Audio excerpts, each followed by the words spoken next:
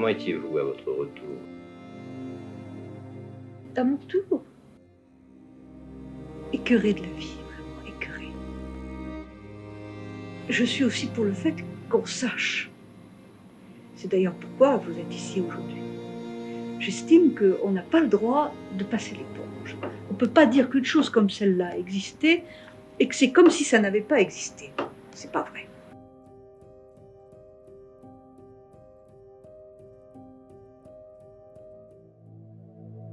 Au printemps 1945, à l'arrivée des Alliés, le monde découvre la réalité des camps de concentration. Au cœur du système nazi, ils incarnent ce que l'humanité a produit de plus barbare depuis la nuit des temps.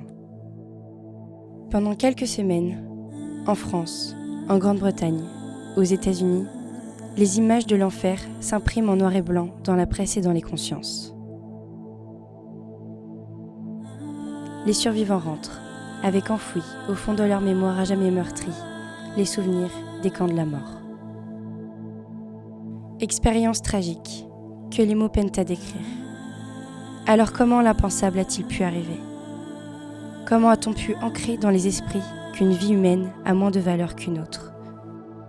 Que des différences d'opinion, de croyances méritent humiliation, déshumanisation, extermination.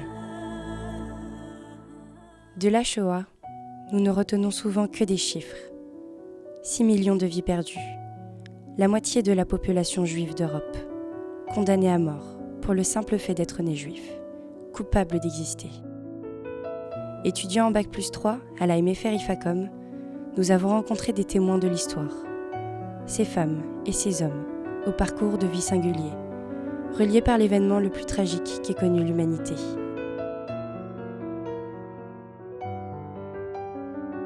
Ils racontent inlassablement, pour que la mémoire demeure et que l'indicible ne se répète.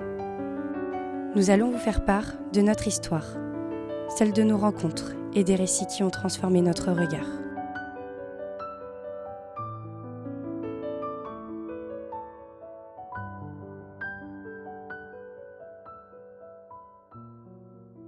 Arlette Testiller était encore une enfant en 1942. Au mémorial de la Shoah, où nous l'avons rencontrée, elle nous a livré son témoignage sincère et poignant, décrivant comment elle avait été confrontée à l'exclusion et à la stigmatisation dès 1940, parce qu'elle était juive. Le 16 juillet 1942, il est 6 heures du matin. On frappe à la porte. Et là, il y a 2 policiers. Et je vois ma mère qui ne veut pas se laisser arrêter. Ils n'avaient qu'une chose en tête, à nous dire « Dépêchez-vous, dépêchez-vous, prenez quelques vêtements et de la nourriture pour quelques jours. » Ça a été terrible. Il y avait des autobus qui nous attendaient, puis on nous a poussés. On est parti à direction du vélodrome d'hiver. Vous dire ce qu'était le vélodrome d'hiver, l'eau a été coupée. Il fait chaud, on déverse là des femmes, des enfants, des vieillards, des grabataires, de tout. C'était innommable. Comme tous les enfants, j'ai envie d'aller aux toilettes, je vais faire pipi. Plus on montait, plus je sentais cette odeur puisqu'il n'y avait pas de toilette. On arrive en haut, qu'est-ce qu'on voit en haut? Il y a le mur, il n'y a rien. Mais les gens ont envie, donc ils se cachent pudiquement derrière un manteau ou derrière une nappe et ils font leurs besoins sur ce mur. Mais il y a de l'urine et ça coule sur les marches.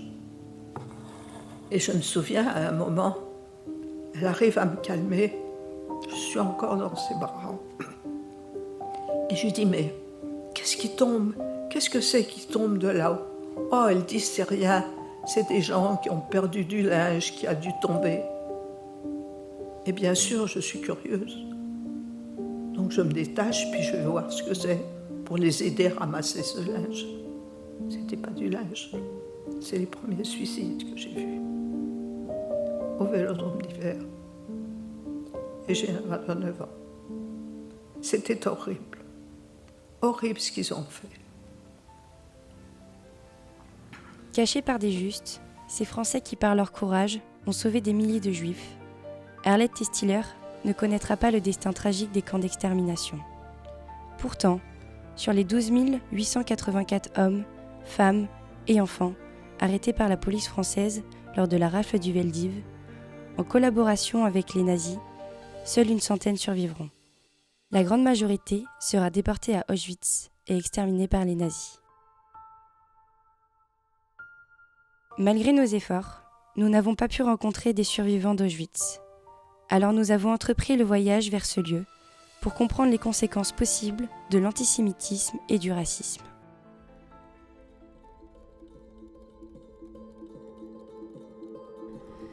Après plusieurs jours de voyage dans des wagons à bestiaux, privés de nourriture, d'eau et presque d'air, les trains qui transportaient les Juifs en provenance de toute l'Europe arrivaient ici, sur la Judenrampe. Les gens étaient souvent sortis brutalement des wagons. On leur demandait de laisser leurs affaires. On leur disait qu'ils les retrouvèrent après, ce qui était bien sûr faux. Puis, quand ils descendaient, la plupart d'entre eux, les enfants et les personnes de plus de 40 ans, les gens malades, étaient directement conduits dans les chambres à gaz où ils étaient assassinés. Les autres étaient envoyés dans le camp pour être faits prisonniers et travailler. Tout ça se passait très rapidement et faisait que les victimes ne comprenaient pas ce qui était en train de se passer. Ils n'avaient pas le temps de dire au revoir à leurs proches et pensaient qu'ils se reverraient plus tard. Les prisonniers étaient déshabillés, rasés et tatoués. Chaque matin au réveil, chaque soir, après le retour du travail, avait lieu l'appel. C'était un des moments les plus terribles de la vie des prisonniers dans les camps. Ils devaient se tenir debout, totalement immobiles, souvent des heures dans le froid, sous la pluie ou dans la neige, et avec la peur d'un déchaînement de violence de la part des SS. Ceux qui trébuchaient sont malades, sont rués de coups ou envoyés directement à la chambre à gaz. Les prisonniers étaient très peu alimentés, une soupe chaque jour et une demi-portion de pain, ce qui était trop peu pour tenir. Ils vivaient dans des conditions inimaginables. Face à l'oppression nazie, la résistance française s'est mobilisée. Ce qui devait arriver est arrivé. Un beau jour, je suis tombé dans une souricière, c'était le 30 mai 1942. Je suis venu voir un agent qui nous avait trahis. Je me suis retrouvé à la prison de la Santé d'abord. Les interrogatoires, je n'en parlerai pas. Croyez-moi, ça n'a pas été une affaire facile. Et puis, je suis resté 10 mois à la Santé, puis à Fresnes, dont 2 mois d'ailleurs enchaînés. J'avais les mains dans le dos. Le temps passait. Puis un beau jour, j'ai été envoyé à Mauthausen. Alors là, le convoi est parti le 25 mars 1943. On a passé 2 jours dans un train, on n'a pas eu de problème. On était un premier convoi, on était 50, sans histoire, ça s'est passé avec la gendarmerie allemande, etc. On est arrivé à Mauthausen. Quand le train s'est arrêté à Mauthausen, alors là, d'un seul coup, changement total.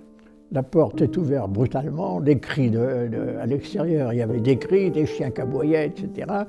Les soldats allemands se sont précipités dans le wagon, qui était un grand wagon de poste allemand, et nous on fait sortir à coups de pied, de coups de crosse, etc. Alors, on était complètement ahuris, etc. Alors on est parti vers Mauthausen, le camp de Mauthausen, et alors quand on est arrivé 3 km plus haut dans ce camp, c'était tard le soir. Devant cette façade toute noire, avec cet aigle qui était au-dessus, cette porte immense, etc., sous les coups, sous les cris, sous les aboiements, je me suis dit, je viens d'arriver dans une succursale de l'enfer, et je dois dire d'ailleurs que c'en était utile. Et là, j'ai été transféré avec mes camarades à Gusen. Gusen, c'était le corps disciplinaire. On tuait à la main, c'était beaucoup plus rapide, alors on tuait à coups de pelle, à coups de pioche, à coups de baramine, à coups de cailloux, etc. On tuait. Refusant la collaboration, les résistants ont contribué à ce que la guerre s'arrête, et avec elle, le supplice perpétré à l'encontre des Juifs. Notre quête de compréhension de cette période nous a amené à rencontrer Michael Kochel, un Allemand dont les parents étaient affiliés au parti nazi. Nous avons commencé à questionner la génération de nos parents. Qu'est-ce qui s'est passé?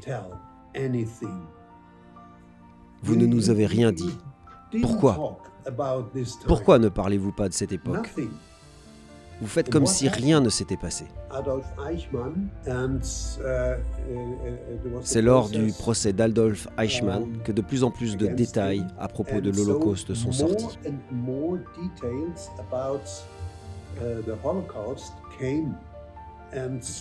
Et c'était le début du choc pour ma génération. Ma génération et moi, on ne comprenait pas comment une société européenne, éduquée, cultivée, en littérature, en sciences, en art, pouvait assassiner des personnes seulement parce qu'elles étaient juives.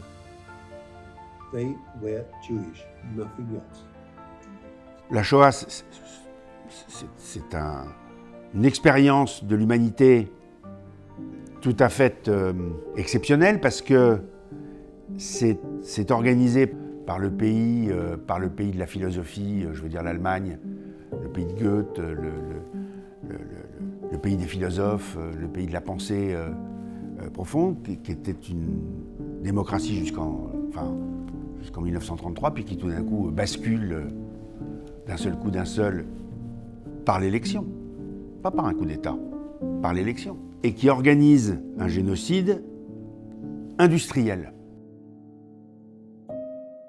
La mémoire, c'est pas un devoir, c'est un choix. Ça a été vécu comme un devoir à un moment donné, et c'était un devoir probablement, pour les anciens déportés. Ils disent tous qu'au camp, une des promesses qu'ils faisaient aux gens qui disparaissaient, aux gens qui mouraient, c'était s'ils rentraient de raconter. C'était une époque où on avait très peu de documentation historique. Les gens étaient revenus, ils avaient recommencé à travailler, ils avaient repris la vie, ils avaient regardé devant, ils n'avaient pas tellement regardé derrière. Et tout d'un coup, les anciens déportés se sont dit, mais si on ne parle pas, ça disparaîtra, parce que le négationnisme gagnera. Et c'est ça le combat qu'il faut mener. D'essayer de se souvenir de ce qui a pu se passer pour essayer de développer nos valeurs qui sont celles issues de la République, la liberté, l'égalité, la fraternité. Nelson Mandela disait « L'éducation est l'arme la plus puissante pour changer le monde. Une arme pour combattre l'intolérance, le racisme, les préjugés.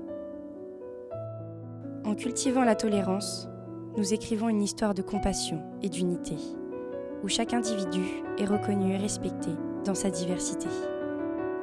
Et c'est en embrassant cette diversité que nous pouvons véritablement progresser en tant que société. Les grands témoins de l'histoire que nous avons rencontrés portent en eux le poids des souvenirs, des expériences et des leçons d'une époque révolue et pourtant si proche. Mais le temps s'écoule, inexorablement, et avec lui, les témoins de cet événement. Pourtant, dans cette transition, entre passé et présent, se produit un phénomène, un acte de confiance, le passage de flambeau. Conscients de l'importance de cette transmission, nous avons écouté attentivement chaque mot, chacun des détails des récits de leur vie. À travers ces rencontres, nous avons réalisé que la compréhension de la Shoah dépasse largement les pages des livres d'histoire. Elle réside dans les témoignages vivants, dans les récits personnels et dans les liens que nous tissons avec ceux qui ont vécu cette période sombre. Chacune de ces rencontres a renforcé notre engagement, à œuvrer pour un monde où de telles atrocités ne se reproduiront jamais. Quand les grands témoins de l'histoire disparaîtront, il nous appartiendra de continuer à faire vivre leurs témoignages, car leur mémoire, c'est notre héritage.